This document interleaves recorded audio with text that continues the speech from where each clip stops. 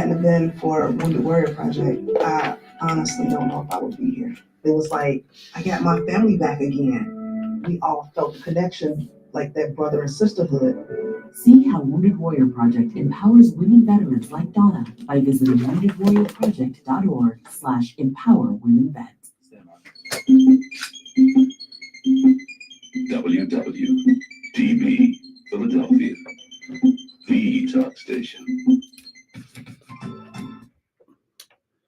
Good afternoon, Greater Philadelphia area. This is Toole Time Real Estate Radio on WWDB 860 AM. I'm Tom Toole. Sarah Timon's in traffic, and we both work at the Tom Toole Sales Group at RE/MAX Mainline, the number one RE/MAX team in Pennsylvania since 2018.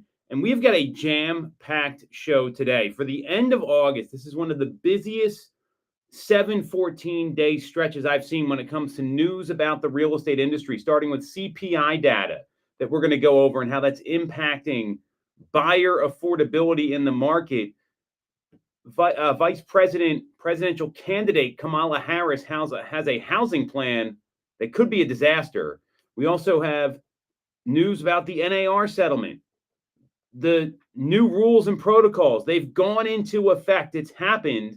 The world didn't explode. And lastly, we have a new CEO of NAR. There's a whole bunch of stuff to unpack, and we're going to cover it all next. So if you get some value out of this, you like what you hear, make sure to subscribe to the channel, hit the bell for notifications. And if you want to schedule a call with our team to talk about how to navigate all this, you can do that with the link in the comments. So what we're going to be starting with today is the CPI data. So if you don't know what the CPI data is, it's the Consumer Price Index. And this is really the measurement of what goods cost, things that people spend money on in the marketplace.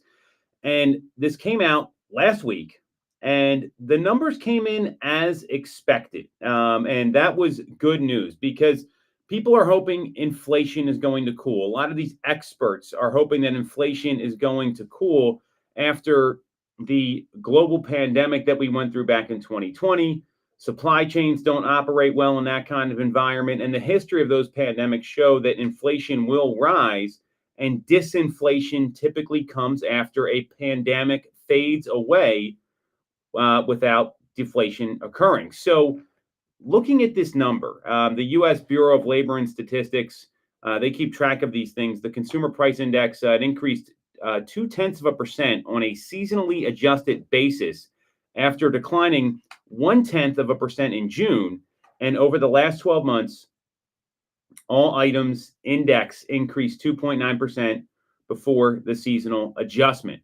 And this sentence is probably the most interesting from the U.S. Bureau of Labor and Statistics. And then we're going to talk about what this means for people that want to potentially buy or sell real estate here or just make a real estate decision. The index for shelter rose 0.4% in July, and that accounted for 90%, nearly 90% of the monthly increase in the all items index. So the all items index includes things like food and energy and that sort of stuff.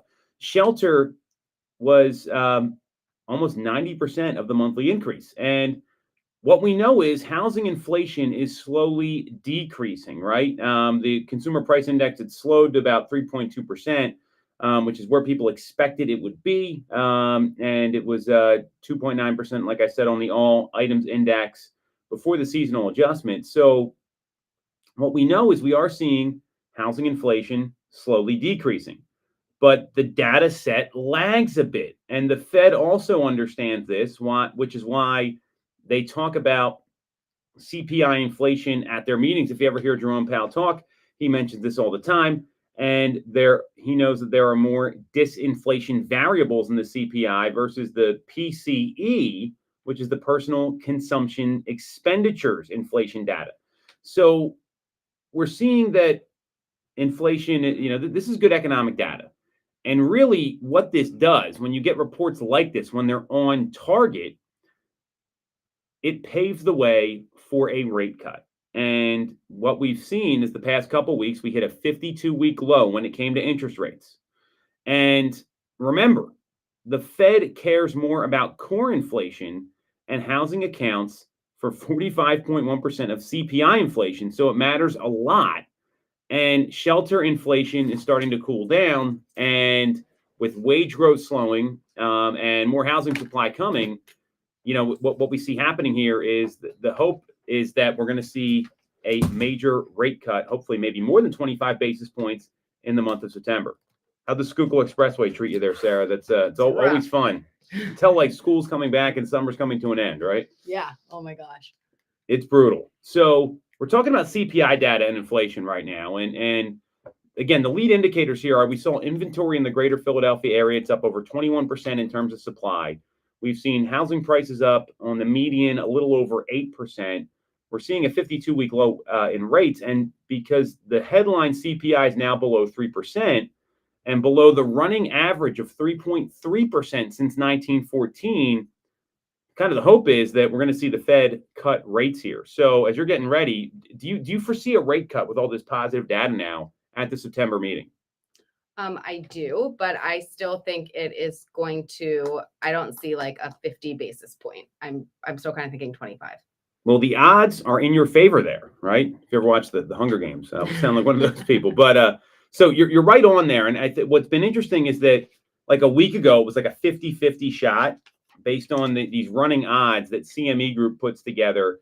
Now, look, the Fed meeting's still 28 days away. There's a lot of stuff that could happen in the next 28 days that could throw these off.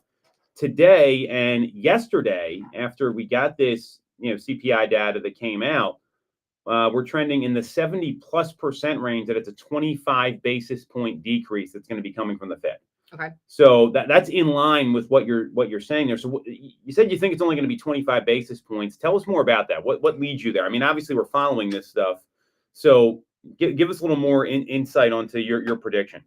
Well, I mean, I think that it's been a long time since we've done a rate cut. So I think the smarter way to go about it would be to kind of go slow and steady versus jumping into a more aggressive one and then having to kind of backstep. So that's kind of where I think it would be coming from. Well, I think the Fed's probably going to be cautious anyway, and you can't really overreact to any of this data. I still would have liked them to see them make a rate cut this past meeting in August. That didn't happen. And again, it's favorable data, and I think they're believing their measures are working, and they know the data's lagged. So let's hope we see a rate cut in September. I think that's probably a realistic 25 basis points, very realistic. And I think this just kind of confirms it, unless we see something pretty incredible happen where like unemployment drops substantially from where it was, because I mean, right now we're at 4.3% in July. That's up from 3.5%. If like that came down a lot, I could see them maybe pulling back on a rate cut if we saw inflation spike again, which I don't think you really see in the month of September historically. I mean, the only spike in shopping is really like back to school shopping. Right. But people also are going on a lot of vacations in the month of August. So I would tend to imagine that like there's, but that happens in July too. So I mean, I don't know that any of that's really going to happen here. So if they make the rate cut, what do you think happens with mortgage rates? That's probably the bigger question. I know a lot of people, you're a big fan of timing the market, right? We're kidding here. The reason I say that, I mean, you've been on record to say like it's impossible to do. Like you've seen people do it. So what do you think happens with rates if the Fed cuts the rate? Is this like already baked in, or is this going to lead to maybe slightly lower mortgage rates as we head into the fall? I think to some degree it's already baked in, given like the downward trend that they've had recently. But it could certainly, favorably impact the interest rates there and bring it down another tick. I don't think it's going to put it below 6%. I think we're still going to be in the low sixes. I tend to agree. Like there was a lot of people that said we were going to see 5 this year. I mean, I think it's like 5.99 will be the best case scenario for that. I do believe it's baked in to your point, and it seems like a lot of, and rates have been pretty steady since they came down. So I think that's probably the best news is we're seeing some stability in the market. So with that, I want to pivot a little bit here. I talked about all the CPI data. How much have you been following this housing plan from Vice President Kamala Harris? Have you read about this at all? I read about it a little bit. I doubt I'm as well versed in it as you are. But let me just pull it up here. Well, let me explain the plan. Let's get your reaction. And I saw some experts talking about this. So there's all this talk about like what's the plan for housing? How do we make it more affordable? And the housing initiative that's being rolled out, and it was rolled out in Raleigh, North Carolina. There was a part of the broader economic agenda, which includes a lot of things. And I really want to only focus on housing. And the goals were to increase the supply of affordable housing and make home ownership more accessible for first-time home buyers. So the first part of this is in addition to increasing housing supply, which we'll talk to. I mean, they want to construct 3 million new homes, and to incentivize the construction of these new units, they were going to propose new tax incentives for home builders who construct starter homes. And these tax breaks are intended to encourage the development of affordable housing, ensuring new supply meets the needs of those who are currently locked out of the market. So that's point number one. And that would it's an innovation fund that would provide $40 billion to support local governments in building additional housing. So that's number one. We'll get to that. Number two is down payment assistance. And they are talking about up to $25,000 in down payment assistance for working families who have paid their rent on time for 2 years and are planning to purchase their first home. And it's really, the intent is to target first generation home buyers.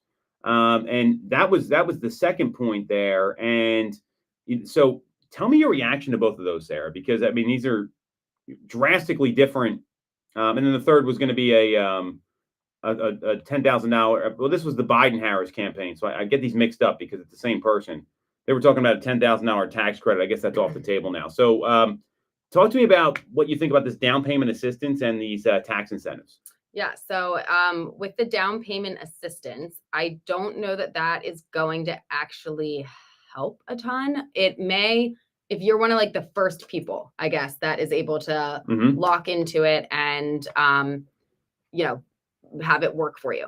Otherwise, I think if, a lot of people are able, I guess depends on like how many people they're offering it to and whatnot. But I think then that's just going to continue to push prices up because you're going to have those funds available to you. And that doesn't mean that like you're going to still give everything that you have towards the purchase in many cases. And that's just going to be added onto it. So if you're somebody who doesn't qualify for it, you're at an extra disadvantage. So you're being really nice. So I saw, you watch Shark Tank, right? Yeah. So Kevin O'Leary did an interview last night, and he talked about this $25,000 tax incentive. And I've seen a lot of people talking about this. The challenge I see with this is that there's the most competition for the lower price homes right now. Mm-hmm. So all of a sudden, what's going to happen is now the seller gets an extra 25 grand from everybody, right? So let's say it's our average sale price is what, $430,000. Now it's $455. Right. And that's just going to cost people more money. And we don't need more demand right now. Right. I like the tax incentives. I think that could make sense. Yeah. Depending on how it works. I'd also like to see for the new construction. Yeah. Imagine if a builder came out and the average new construction sale price in our marketplace is like $800,000 to like 1.2 million in the counties. So imagine if they came out and said, hey, we're building $400,000 new homes. Right. No, I think if they can incentivize that would create more inventory in a pocket that it's very much needed. Because you are right. Most of the new construction that we see around here is, well above what the average home price is. And oftentimes, like, it's a lot of those first time buyers and people starting off that really are getting locked out. When you get up into those higher price points, while there absolutely is still demand for it and they're still being built, those individuals sometimes have other options as well versus like there just aren't the homes there for that 400,000 price point. Yeah, and the other thing this plan allows for is the repurposing of federal lands for new housing developments. I mean, that's another big issue that we run into is these zoning requirements, especially in the suburbs. I mean, we've seen people fight these new developments constantly. And, that varies from state to state. I think where we live, it's tough because there's not a lot of like vacant land. So that's a challenge.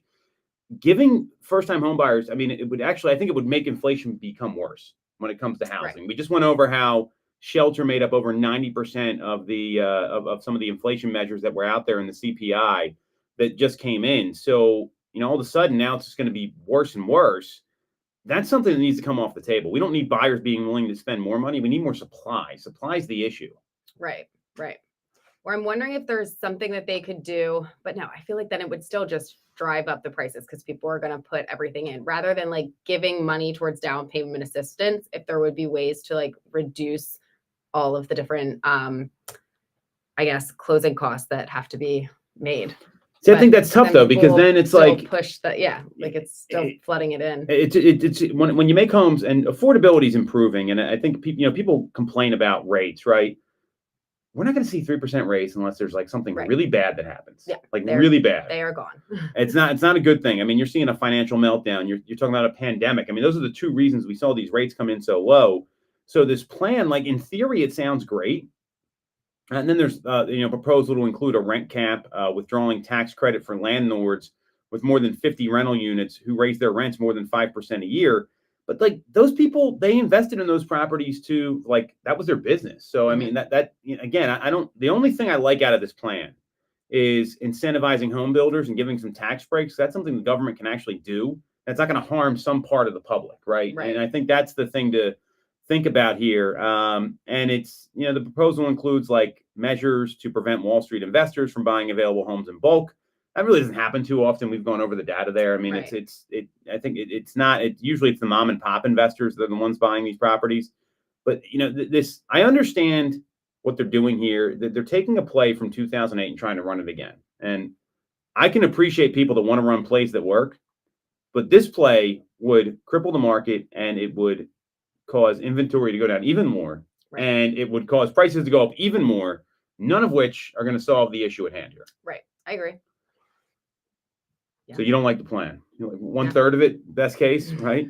So yeah, no, I'm on board with the new construction of like, in that price point that we're really lacking. But, certainly there is the issue of like, where do you put it? And, there's a lot of other pieces that go into it. So even if like these plans can sound good, there's so much stuff that has to happen on the back end for it actually to make sense. And there will always be people that push back because, and I get it. Like you purchased a place that at one point was not necessarily like off the beaten path, but like, and now you're going to have like a huge, community built up right next to you. Now your traffic's going to increase. Now you're going to need extra stoplights. Now you're going to like all these different things go along with it.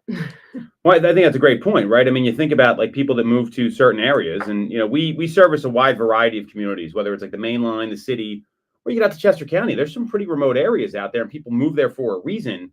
So, that's one of the challenges here. And, I think our market's pretty unique in that regard, that we have all these different types of places really within about an hour of each other. So but more demand's that's not gonna help. Like it sounds good in theory until you actually see it play out. And I don't even know if that gets passed, right? I mean, who says it's even going to make it through? Like it's great to have the plan, but I think that's another challenge we could see here. I would hope that there is somebody that is in a decision-making position or could influence the decisions that would have the wherewithal to think a couple steps ahead here and say, if we do this, like, how is it going to play out, like realistically, and be able to kind of think a couple steps ahead so we don't have to do this only to realize like, that didn't work.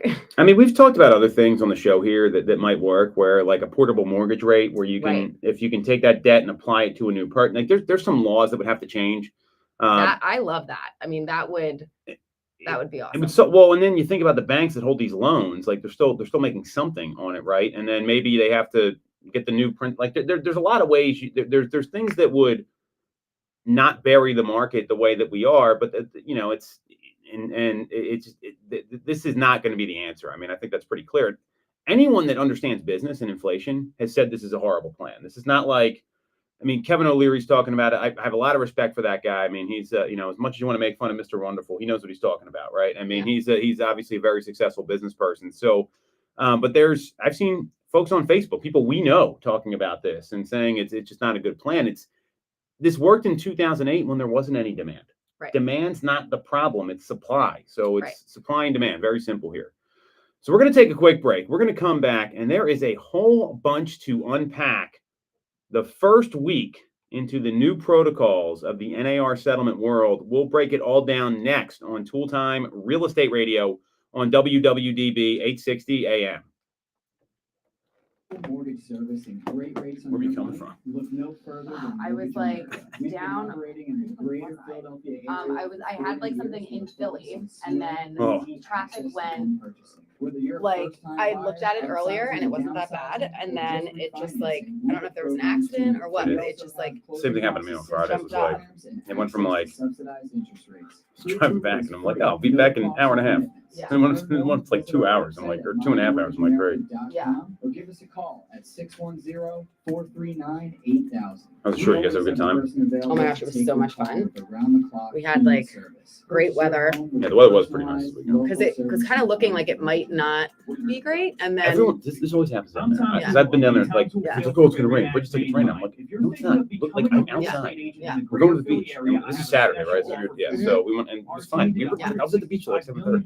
yeah, we did like Friday. We had like the best beach day. Friday was really Saturday, nice. It did start to rain where we were a little bit, but we just It usually like blows huddled off, under though, the yeah. umbrella, It's not a and big deal. like half an hour later it was gone. The water was a little like rough when It's very rough. like Saturday and Sunday. Saturday, Eric and I went out, and this one like wave came, and I wasn't quite at the right spot that I could like dive into it. So I just tried to like go really low to like avoid all of like that, and it got me. I got like tossed around. Luckily, I didn't lose my bathing suit. But when I like got up out of the water, I was like, wait, it's wild how fast it can like take you and move you. I was like, oh my God, what just happened? Like, I don't think I'm a good enough swimmer to be in here. I gotta get out. The tide came up. Like, this was crazy. And Mortgage America, we've been lending with this This philosophy was, for 35 years. We have access to great low rates without the complications in place with bank or online There we banks. go. We're a local Pennsylvania lender. That was the with loan dunes. officers That's that how can before the actually tide came up. Yeah. meet Oh my Usually it's gosh. like, We specialize in down borrowers there, and it's Yeah. like a bridge on the beach. So it was Yeah. like, I mean, it was, and low down Yeah. payment. I mean, that's not We're free normal. for your Right. call us at 610-439-8000. When Friday, yeah, it came up almost like the whole beach, and my mom, like Eric and I had been like out in the water, and then my mom was like, oh, like I think I want to get in. And I was like, okay, I'll go out with you. But she's like kind of afraid, I feel like, of being where she can't stand and getting like pulled out. So where she was standing was like right where all the waves were just like breaking on her, and I was like, Mom, you either gotta get out or get in. It was. Welcome back to Toole Time Real Estate Radio on WWDB 860 AM. I'm Tom Toole. She's Sarah Timon. And we both work at the Tom Toole Sales Group at RE/MAX Mainline, the #1 RE/MAX team in Pennsylvania since 2018. We're talking about what happened the first weekend into the new protocols, thanks to the NAR Sitzer-Burnett case and the settlement that was agreed to. And there's even more stuff coming out right now about what could happen in the future. And then later in the show, we're going to break down the new NAR CEO and want to explain how that works as well and how that could impact the future of real estate. If you get some value out of this, you like what you hear, make sure to hit subscribe to the channel, click on the bell for notifications. And if you want to schedule a call with myself or Sarah about your real estate needs, you can do that with the link in the comments. So I want to ask you something here in a second, Sarah. And I guess, you know, this is the first weekend into everything that's changing, and people were freaking out a little bit. We've known about this for months, almost a year, 10 months. And there was, what I found were, there was like two groups of people. There were some that were like, I'm ready for this. I'm going to deal with it. I know what to do. And there's others that, I don't know if they forgot about it. They put their head in the sand and they were like, oh no, I had to edit what I was going to say there. Oh no, I need to adjust to all this. And then there's two groups of people that I'm seeing where there's some people trying to like get creative and skirt the rules. Did you see any of this in the field since the 17th, or really the 14th, when things got changed in Bright MLS? Not that I noticed. All of the listings that I had looked at on the MLS, and that like I had to call and like inquire as to if there was compensation being offered for the buyer agent and what it was. But I wasn't like, I was only kind of looking for properties that I was interested in or had clients in. So I wasn't really just like combing through to see which is to try to catch anybody. Well, that's what you should be doing. So I want everyone to hear what Sarah just said. She's looking at running her business and focusing on helping people. That was the message, right? Yeah. That to me is how you win, and you're going to win big with this. This is not that different when the market shifts or something goes sideways. And then there's other folks that are like, oh, well, this person's doing this and this person's doing that. And there's already been some fines issued, right? So this was from the CEO of Spark Tank Media, Jeff Lobb. He got a message from an agent who got hit with a fine right away for putting the words text listing agent for co-op commissions in the realtor only remarks. Yeah. That sounds like the exact thing you should not be doing with this settlement. I've seen folks that have put in, go to this website in the agent remarks to find things. That's also, you're not supposed to be using the MLS as any sort of vehicle here. And I think what's going to happen here is that there's some people that are trying to skirt the rules. And it's not just the fines. I wouldn't be worried about the fines because our friend Michael Ketchmark, the weasel who was behind a lot of this, I mean, the guy just, he won't go away. And he made all the money in the settlement. Right. You know, the average consumer made like $14 to $15 in that settlement. Oh, I'm sure. He's made 35% of the fund. So, I mean, this guy's a, multi-billionaire at this point with his, before he pays taxes and all that. So the point is, though, he came out and had an article with Inman, and it was a phone interview, which basically said, we've been monitoring what's been happening in the industry with a lot of these webinars and training programs, just seeing how people are interpreting this and what their intention is. If anyone thinks they're going to be able to avoid the application of this settlement agreement and the law by creating some new forms or hiding this cooperation on new websites, they're wrong. If we get any sense that people or corporations are doing that out there as a way around this, we're planning on taking swift legal action. What do you think about that comment from Michael Ketchmark?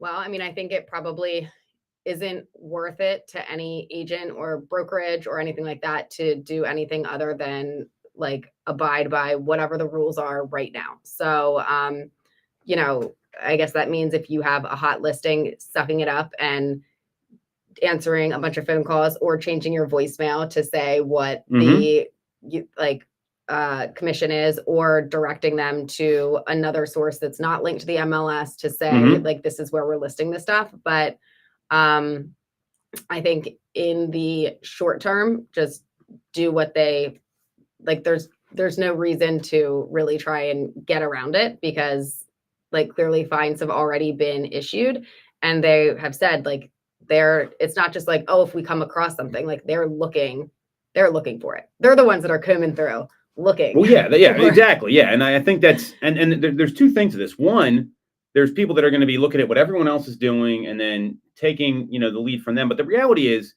you got to look at here's who I would be going to for guidance if I'm an agent. I'd be going to my broker, a team leader, if that applies. Usually that should be in tandem. The local board, the state board, the national board, and your attorneys.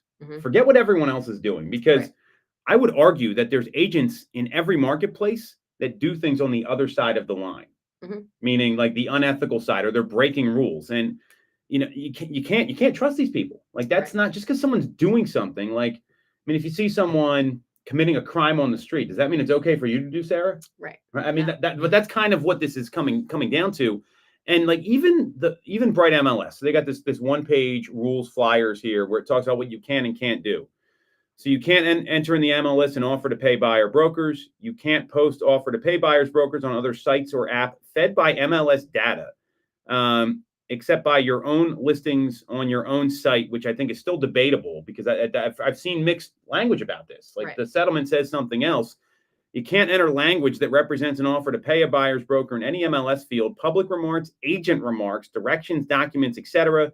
Can't include commission compensation information on email signatures inside the MLS. Can't include links in the public or agent comments directions field that display an offer of compensation directly after a single click. And you can't serve a buyer without a contract stating the maximum the broker can earn. That one I think everyone's on the same page with. But like, who's is Bright going to be right here? I mean, what's the ruling going to be? These are just the rules they came up with. And I think people aren't realizing. So that's Bright's rules, not the actual. Well, that's the rules for their fines. But who's to say an attorney's not going to come along and say, hey, this is in violation of the settlement? Right. That's what I'm not getting here. So I would just caution everybody to instead of trying to interpret the rules on your own, like go get professional guidance on this of people who are on the hook here. And I would just say you want to be overly compliant at this point. Like there's no reason to mess around with this. It's $1,000 fine on Bright. Right. Well, and I mean, for the person who put in the notes there, like in the agent notes, like reach out for like details of compensation. I mean, like, unfortunately, like he probably, like, I guess maybe didn't get all of the training for what is what, or it's something where like they're writing up their own MLS like descriptions and listing information. But like, I feel like he was like trying, maybe like didn't even realize that that was a violation. You know what I mean? Even though it's like bullet pointed on that sheet, what is what? It's like, all right, I'm not going to list what it is. I'm not going to put it on the public stuff. I'm going to list it in the agent notes just to like reach out, you know? But at this point, I think we just have to assume that that's always going to be the case. You just have to reach out. Don't write that. Yeah, well, and I think, you know, what you got to be careful with is that there's the rules that Bright comes up with. And a lot of people complain about Bright rules. They're like arbitrary. They just kind of make them up. Like who's to say, like with the clear cooperation policy, that's one a lot of people have a problem with that NAR came up with, but it's not necessarily illegal. It's just what they wanted to do. Well, now you've got these things happening where there's a multi-billion-dollar lawsuit. I'm going to show you this afterwards. We're not going to mention any names here or anything. There's a multi-billion-dollar lawsuit.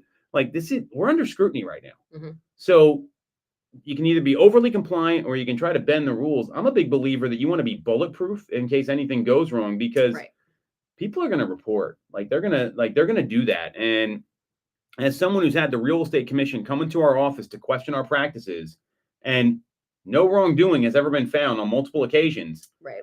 The stack, I don't know if you were there. I had literally a stack of papers like this big, and it showed everything. And it was something silly, but that's what happens. And so the whole point of this is that, you know, the more you can, the more you can be like, I just wouldn't mess around with this. I don't see the upside to doing it. Like, what upside is there? Right.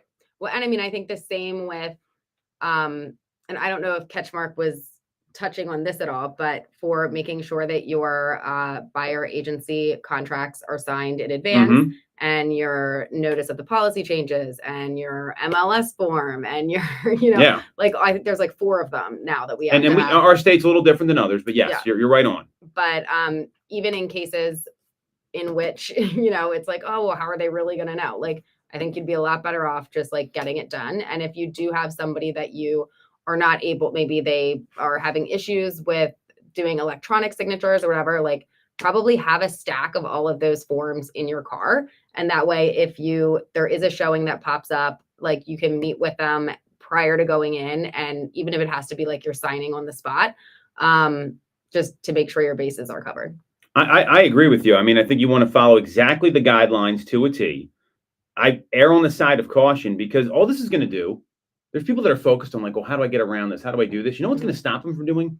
Talking to people, setting appointments, and selling houses and giving guidance to folks. Because if you think agents are confused right now, you know who's way more confused? Is consumers. And when you focus on serving them and following everything to a T, that's going to be the best strategy here, in my view. I mean, I'm actually more excited about this because I think there's going to be a lot of people that don't know what to do.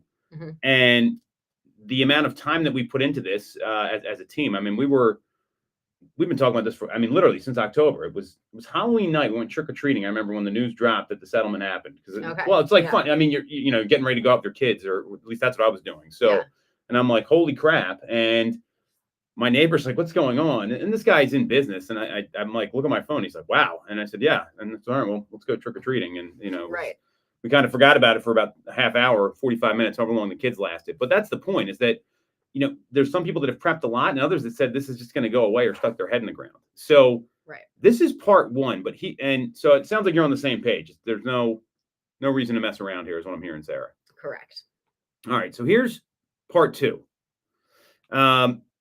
You know, there was the reports from the weekend, and I want to kind of talk about this.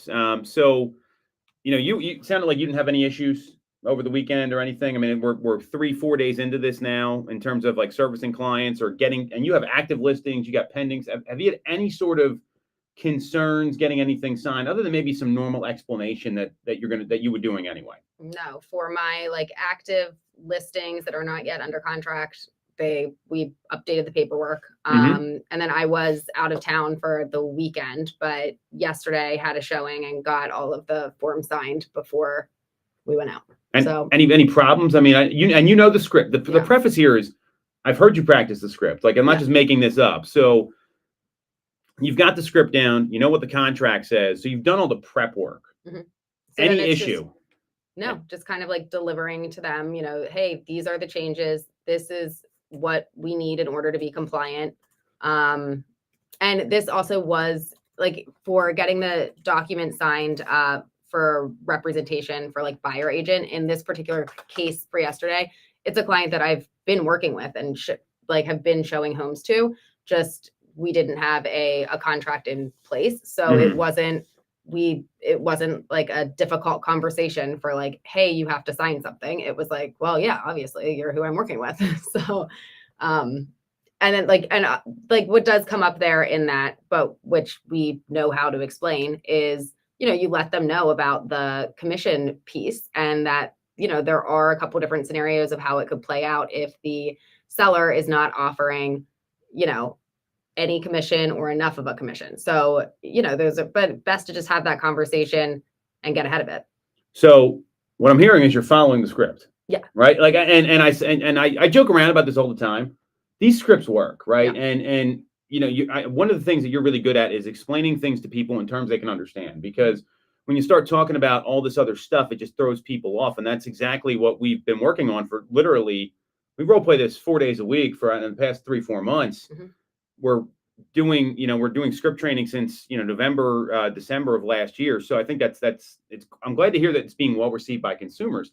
Now think about this. You've also just protected yourself so that your client knows, hey, I've got a relationship with Sarah. Mhm. She's working for us. We're working for her. Yep. That's who we're going to go to. And I think that's where a lot of agents, they usually get burned, is because they don't have those conversations up front. Like this was Right. always the thing people would complain about. They would say they got ghosted. Well, I don't think they explained how it's supposed to work in the first place. Right. You know what I mean? Right. So I think that's a really good way to look at this here. So you're doing well with this. I mean, obviously we've got 50 some agents on our team. Brian, our sales manager, myself. I mean, we got a lot of calls over the weekend.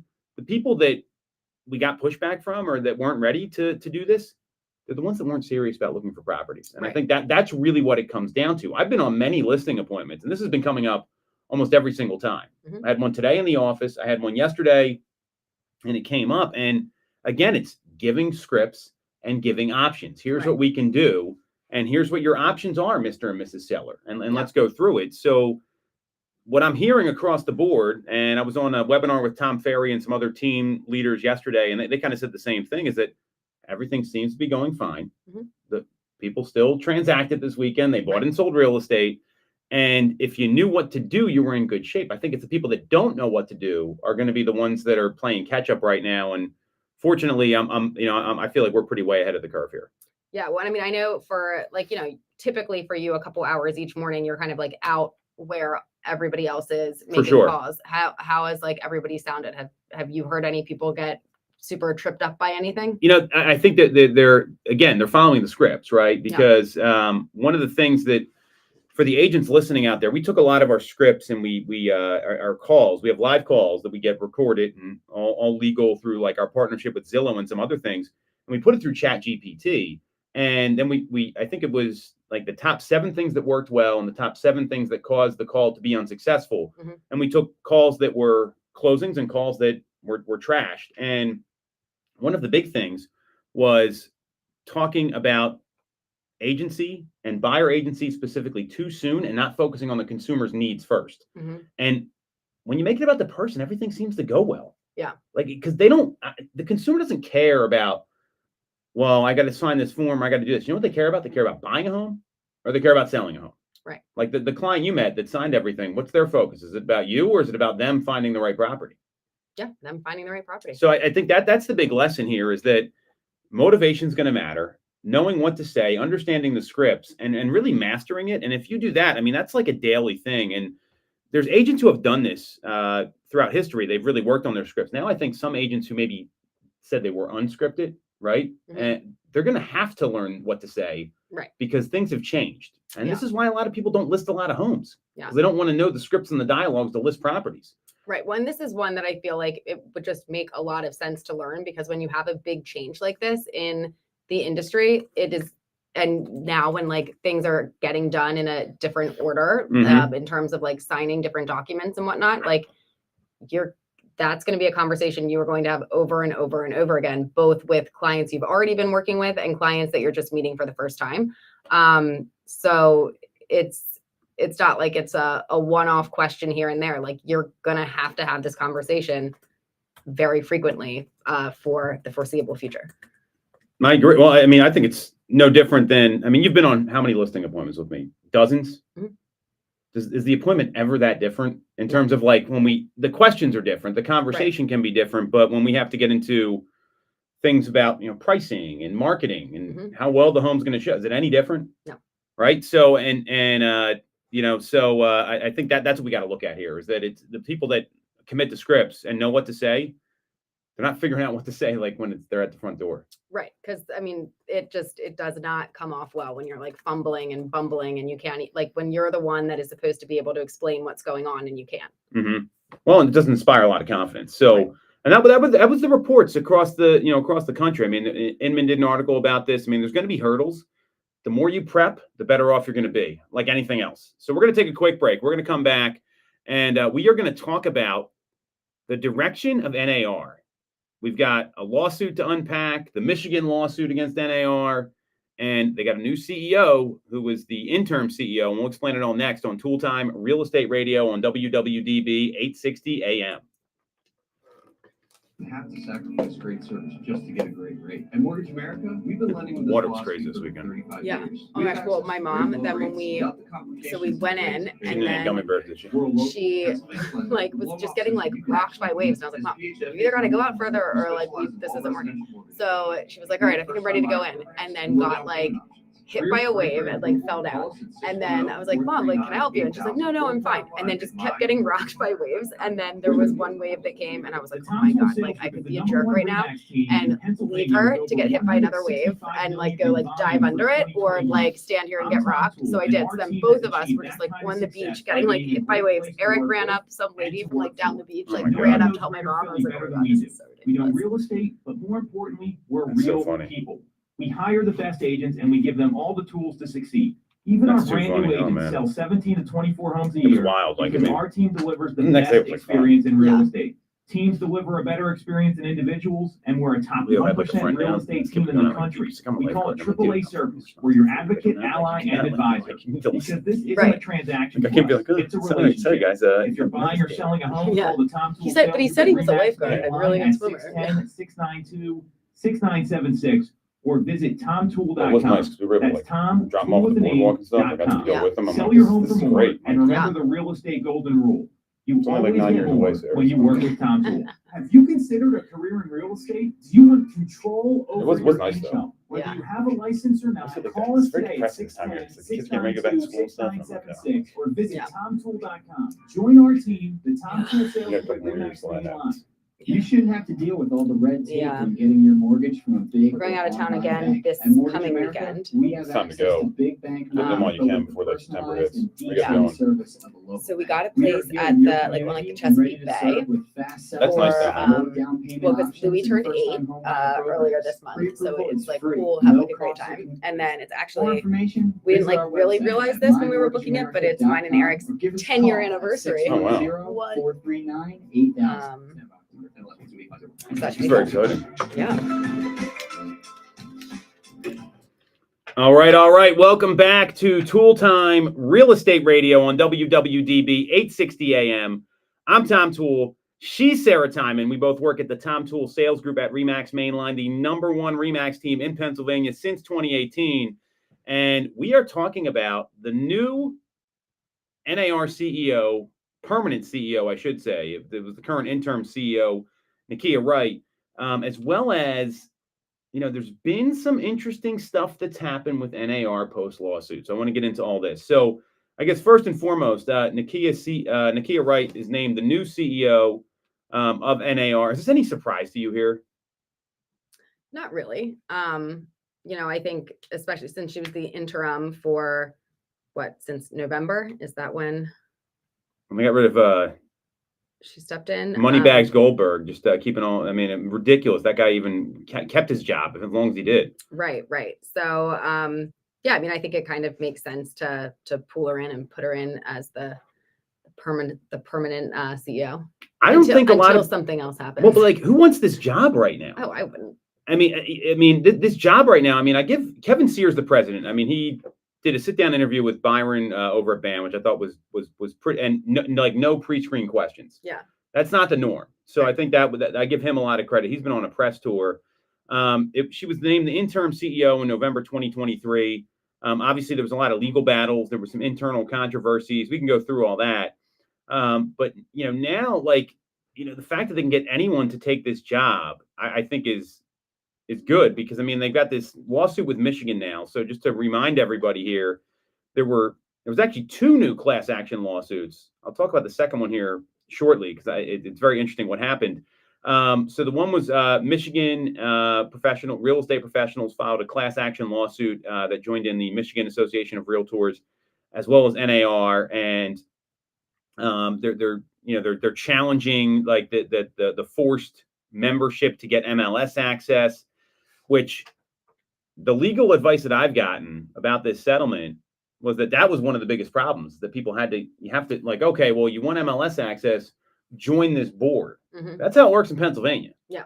So I think they're in a lot of trouble. I mean, it's, and we'll talk about the next one here in a second, but like, who in their right mind is going to take this job? Oh my God, I would not want that job. I mean, I'm assuming it was kind of one of those things where you're not that you're being like strong armed into taking it, but like if you don't accept it, like then they may have you leave. I don't know if that's like a thing they can do. I wonder how much he's getting paid, because I mean, Bob Goldberg was getting paid millions of dollars a year. So I mean, certainly that's a factor here.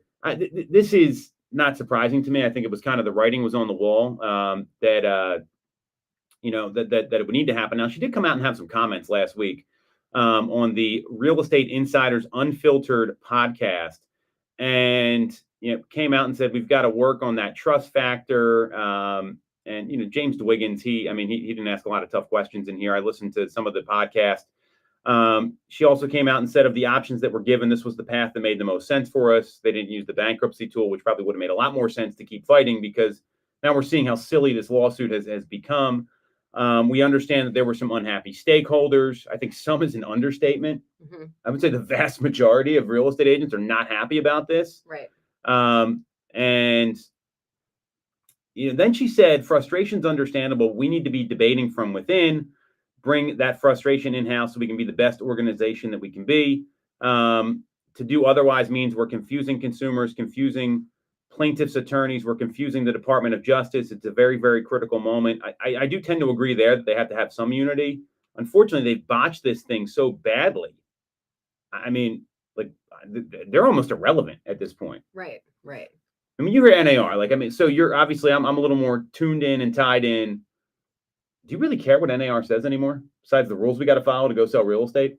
No, I mean, I think it's pretty much just, what do I need to do to stay compliant? But aside from that, no. Right. So I think that's and that a lot of people feel that way.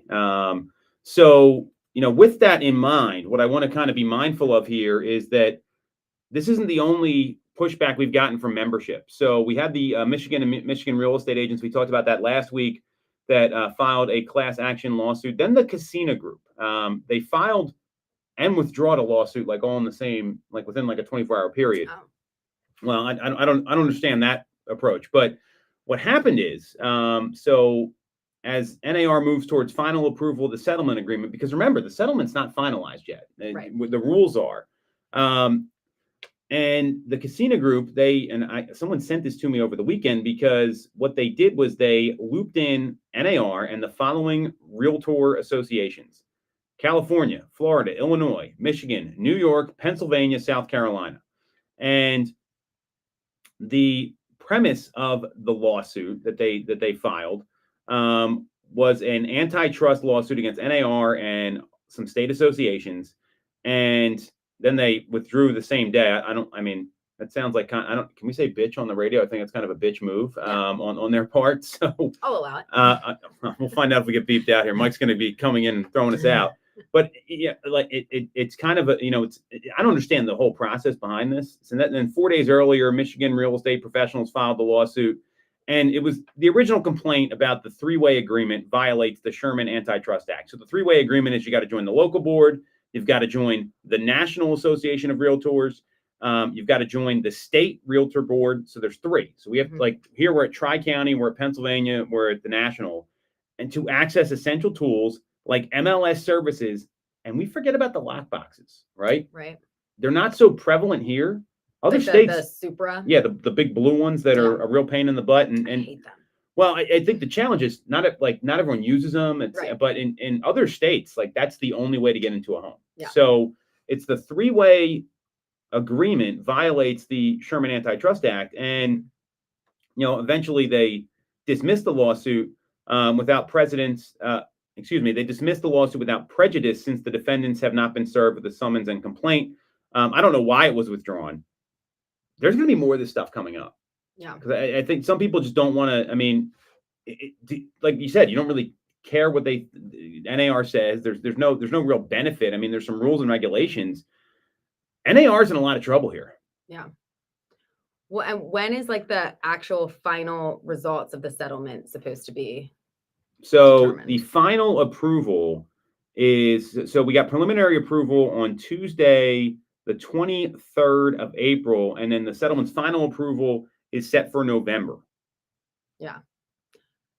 I almost feel like in terms of like filing lawsuits and doing things, it might be I mean, I know you want to kind of like get ahead of things or like get your ducks in a row if that's what you're going to do. But until we get like a clear understanding of what is going to stick and what is what in November, I feel like we're in that like a weird space right now where you just have to kind of like comply with what is in front of us for the moment and then kind of see how it plays out. And then I don't know, like I feel like we're in like a weird spot. We are, and I think that the thing that people aren't talking about is that NAR's been here before. We've talked about it on the show where they had an agreement in place with the DOJ in 2019. Then a new president got elected, and then all of a sudden, oh, surprise, the agreement's not going to get signed. Right. And NAR, if I was them, I'd be kicking this can down the road way further than November, so we can see how this plays out. Because who's to say right now, I would say this election's a coin flip. Like, I mean, it could go either way. I'm not going to sit here and get political. I think these are just what the numbers and the data tells us. And you never really know what the polls say anyway. I mean, there's always some posturing there. Depending on who gets elected, this could very easily go away. Right. So, the fact that they're under all this pressure, I don't think they had a lot of options for a new CEO. Right. They're getting multiple lawsuits filed against them now from their own members. And I see the point here. It's if you want these benefits, you have to join these three boards. The average real estate agent makes like $37,000 to $40,000 a year. That's the average, by the way. Yeah. There's a lot of people that make less than that. Right. It's $700,000, $1,000 for all these things a year. That's a lot of money for that person. So NAR is in some trouble here. I mean, I don't understand why they withdrew the lawsuit. That doesn't make sense, but there's going to be more. I would almost guarantee it. Right. Oh yeah. No, I can agree with that. So if you didn't have to be a member of NAR, Sarah, would you be? No. Well said. So what do you think happened? My $700. Yeah, well, I don't. It's not even that. I think it's that they have like the clear cooperation rule, right? They have all these things they come up with, and I think a lot of people have lost faith in them. And then there's this like, you see this Joker sort of scam thing that came out. There's a new association rising up. Let me read this to you real quick. We're getting played out. I got to find it here. What do we got? Hold on.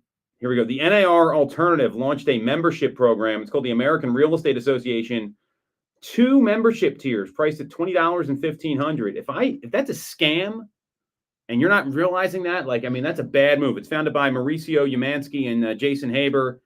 Don't sign up for that. That would be my advice. I mean, who the heck knows what that's going to be? Right. But the point is, there's a lot in flux right now. Yeah. So what I would tell people, I've been saying this a lot. You're probably sick of me saying this, Sarah, because we spend a lot of time together. Keep focused on talking people, setting appointments, and guiding them through this confusing time. That's all we got for this week's episode. You want to follow Sarah. She's on Instagram at Ty_TyTime. You can follow me at TomToole3RD. And we are streaming live every week on YouTube. Do us a favor, hit the subscribe button, click Click on the bell for notifications. You can schedule a call with our team with the link in the comments. And that's it for this week's episode on WWDB 860 AM.